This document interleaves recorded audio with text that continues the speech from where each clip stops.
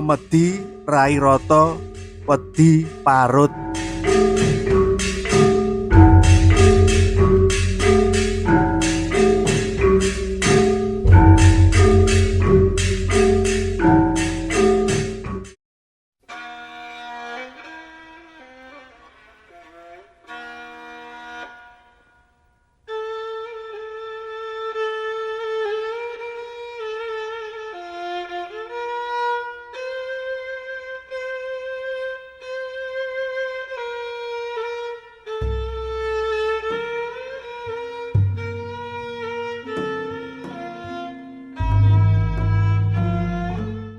Buwangsa mujudake wanita sing wis suwe banget lenggah ana ing kutha Jakarta. Dheweke hijrah menyang Jakarta jalaran kepengin ndandani ekonomine sing wis morat-marit. Nalika hijrah menyang Jakarta, omahe Buwangsa sing mung cilik ana ing Jogja ditinggal ngono wae. Omah cilik kanthi pekarangan sing lumayan jembar kuwi mau. Mung dititipake marang tanggane. Ananging tanggane sing dititipi omah mau ora pati nggatekake marang omahe Buwangsa mau. Kanthi mangkono, omah sing dititipake mau banjur ora kopen. Latarane kerep anggone jembrung, sawang lan bledug ngrenggani sak randuning pomahan cilik mau. Sak liyane kuwi, wit-witan sing padha urip ana ing sak kiwa tengene omah mau. Uga banjur katon anggone rungkut. Pang lan godhong-godhonge kaya tuwuh sakarepe dhewe, tanpa ana sing ngatur utawa ngresiki.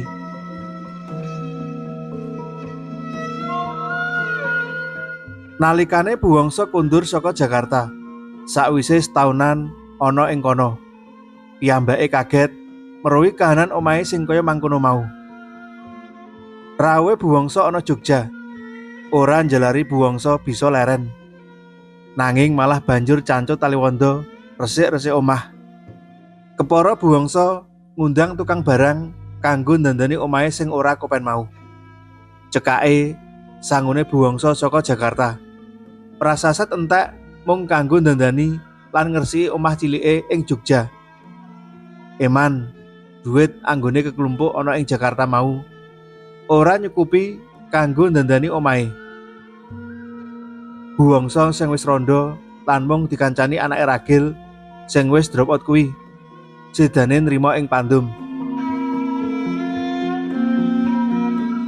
Omah cilike ora bisa didandani kanthi sampurna.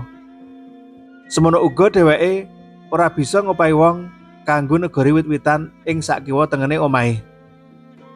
Bali saka Jakarta lan banjur dandan-dandan ana Jogja. Kanthi pirang-pirang dina iki jalari awake Buwangsa sayah. Mula sakwise kuwi Buwangsa mung kepengin leren, turu. Dadi saben-saben Buwangsa ya mung turunan ana kamare. Semono uga anake ragil.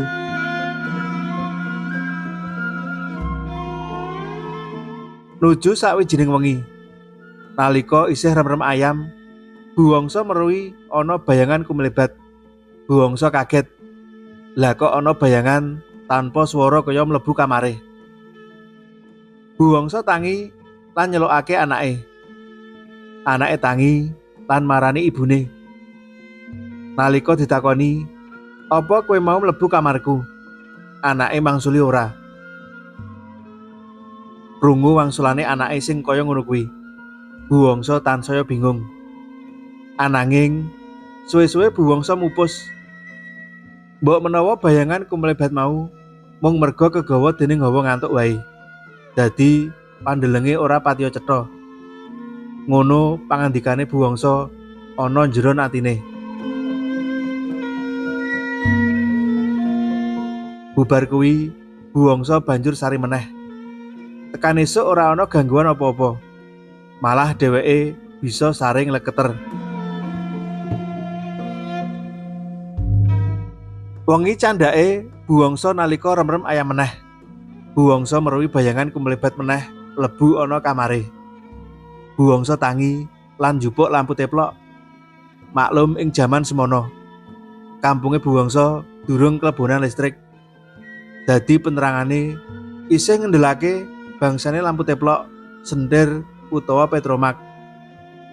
Nanging tumrape petromak mung mligi kanggone wong sugih utawa wong sing nembe ewuh. Kanthi lampu teplok mau, Buwangsa goleki playune bayangan mau. Sakwise tekan ing pawon, Buwangsa kaget. Pranyata ana ing pawon kuwi mau. Buwangsa meruhi blegere wong wadon. Nitik dedeg piadeg lan sandang penganggone. Kok kaya nini-nini.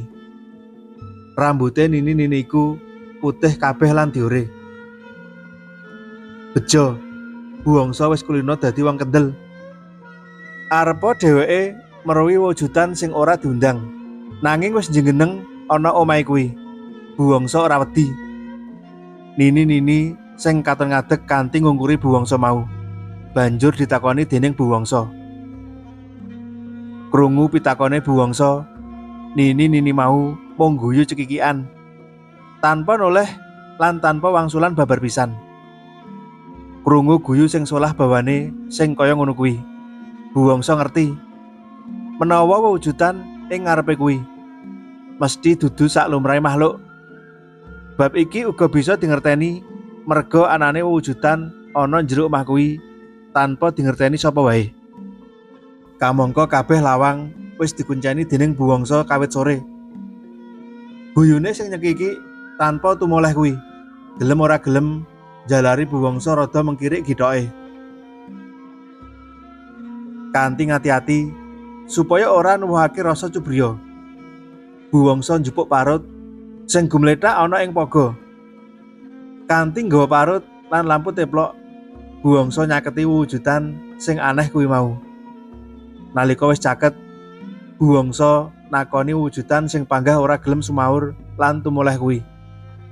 Dumadakan wujudan nini-nini mau kuwi noleh. Saknalika Buwangsa kaget lan rada ngewel. Amarga wujudan nini-nini kuwi pranyata ora duwe rai, alias raine rata. Ora ana wujudan mata, irung, tutuk utawa alise. Kanthi ditatak-tatakake, Buwangsa getak wewujudan nini-nini mau. Wose wewujudan sing medeni kuwi mau bakal disampluk nganggo parut dening Buwangsa yen ora sumingkir saka kono. Raine sing rata bakal luwih diratakake nganggo parut sing digawa dening Buwangsa.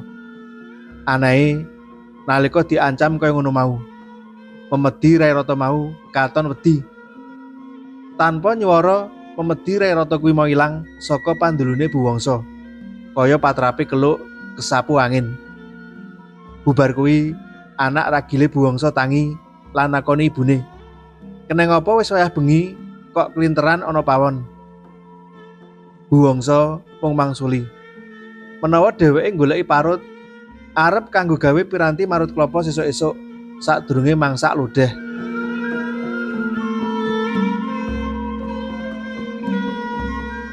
Sakwise kedadian kuwi, Buwangsa ngelingake tanggane sing dititipi omah supaya ngurupake lampu ing jero omah lan sak kiwa tengene omah ing wanci bengi. Kanthi mangkono, diajab memedi lan bangsane lelembut ora padha nyaketi omah suwung utawa omah sing ditinggal lunga dening sing duwe omah.